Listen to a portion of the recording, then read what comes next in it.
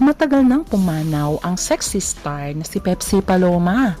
Pero usap-usapan pa rin ang yumao dahil sa pelikulang ginawa ni Daryl Yap na The Rapist of Pepsi Paloma, kung saan ay ipinakita doon na ang nag-rape daw sa kanya ay walang iba kundi si Vic Soto ayon sa teaser. Kaya naman naging controversial na naman ang yumaong aktres at nadawit talaga dito ang TVJ. Kaya naman sinampahan ng kaso ni Vic Soto si Daryl Yap, kung saan ay pinapatanggal nito ang teaser na saan ay sinasabing siya ang rapist. Kaya naman ating balitaan kung ano na ang nangyari sa kaso at kung sino ang papaboran ng hukuman.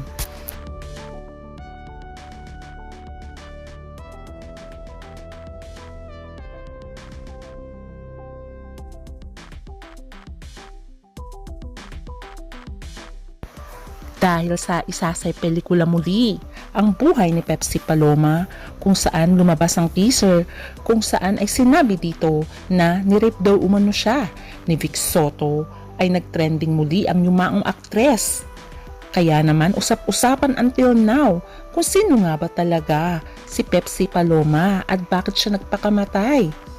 At dito na rin lumabas ang kanyang mga kasabayan na tinawag silang soft drink beauties of the 80s. Ang mga kasabayan niya ay walang iba kundi si Coca Nicolas, Miranda Manibog, and Sarcy Emmanuel. At siya rin ay si Pepsi Paloma na tinagurian silang soft drinks beauties. Sila rin ang nagsabi na wala raw katotohanan na ginahasa nga ang aktres.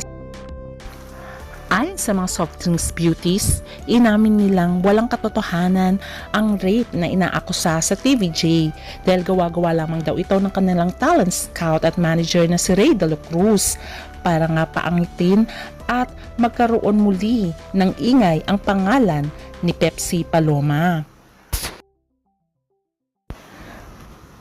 Dahil sa teaser na yon ay hindi maiwasan ni Pauline Luna, asawa ni Vic Soto, ang umiyak dahil nga daw sa binubuli na ang kanyang anak na si Tali sa school dahil nga sa balibalita tungkol sa kanyang ama.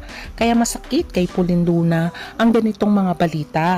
Kaya dito na nag-decide si Vic Soto na sampahan ng kaso si Daryl Yap para i-take down ang teaser na yun kung saan ay sinasabi na siya daw di umano ang nang-rape kay Pepsi Paloma.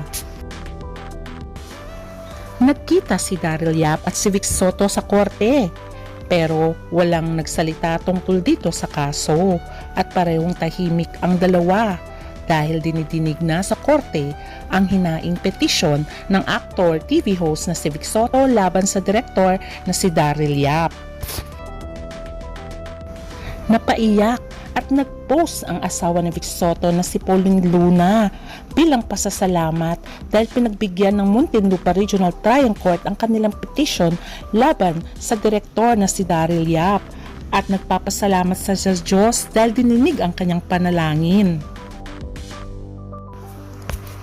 Sa post ngayon ni Pauline Luna sa kanyang Instagram account ay puro pasasalamat at sinabi niya ito pa lang ang unang laban na nanalo sila at marami pa rin silang pagdadaanan pa.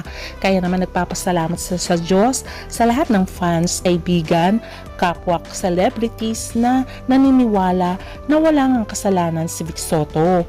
Sabi ng aktres ay ito pa lamang ang una nating laban at nagpapasalamat siya dahil pinanigan ng korte ang kanilang petisyon.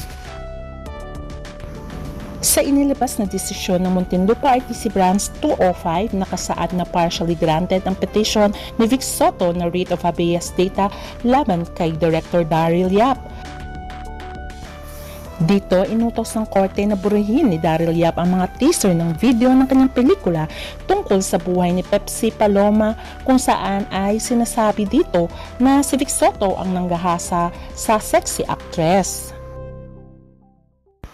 Kaya naman inutos na ng presiding judge na si Lizelle Acoita na inutusan ni si Daryl Yap na tanggalin na at burahin nito ang 26-second video teaser ng film ng The Rapist of Pepsi Paloma sa lahat ng online platforms. Kaya naman laking pasasalamat ni Pauline Luna dahil dininig ng Diyos ang kanilang panalangin. Iba-iba ang opinyon ng mga tao. Meron may gusto na sana malaman na ang katotohanan tungkol sa pagkamatay ni Pepsi Paloma, pero meron din nagsasabi na patahimikin na ang kaluluwa nito. At meron din nagsasabi na ipalabas na lang, hayaan na ang tao ang humusga. Kaya abangan na lang natin kung tuluyan bang maipapalabas pa ang movie ni Daryl Yap na The Rapist of Pepsi Paloma. Abangan na lang natin hanggang sa muli. Please don't forget to like, share, and subscribe. Bye!